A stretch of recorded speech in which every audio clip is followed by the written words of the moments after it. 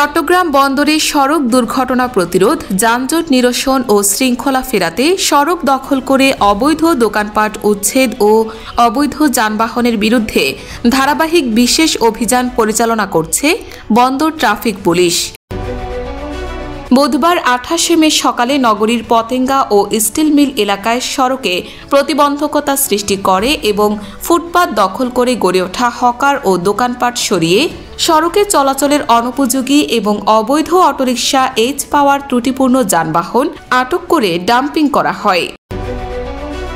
জানা যায়, পতেঙ্গার কাঠগড় ও steel mill এলাকায় সড়কের ওপর প্রতিনিয়ত ভাসমান বাজার বসিয়ে সড়কে প্রতিবন্ধকতা সৃষ্টি করে, যার ফলে প্রতিদিন দীর্ঘ যানজট সৃষ্টি হয় আর ভোগান্তি পোহাতে হয় সড়কে যাতায়াত করা সাধারণ শ্রমজীবী মানুষকে।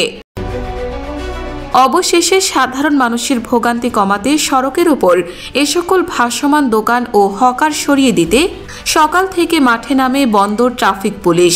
এ সময় তাদের সড়ক থেকে সরিয়ে সড়ক চলাচলের উপযোগী করে দেওয়া হয় এবং পতেঙ্গায় বেশ কিছু অবৈধ রেজিস্ট্রেশনবিহীন এইচ পাওয়ার নামক ত্রুটিপূর্ণ যানবাহন চলাচল করে।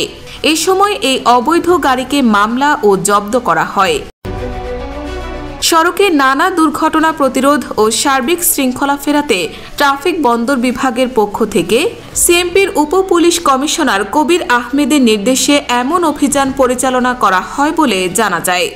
এই সময় অভিযানে অংশ নেন ট্রাফিক বন্দর জোনের সহকারী commissioner Mohammad Salauddin, traffic inspector admin Moshiur Rahman, traffic inspector Patenga Mohammad Selim সহ অন্যান্য পুলিশ সদস্যরা উপস্থিত ছিলেন।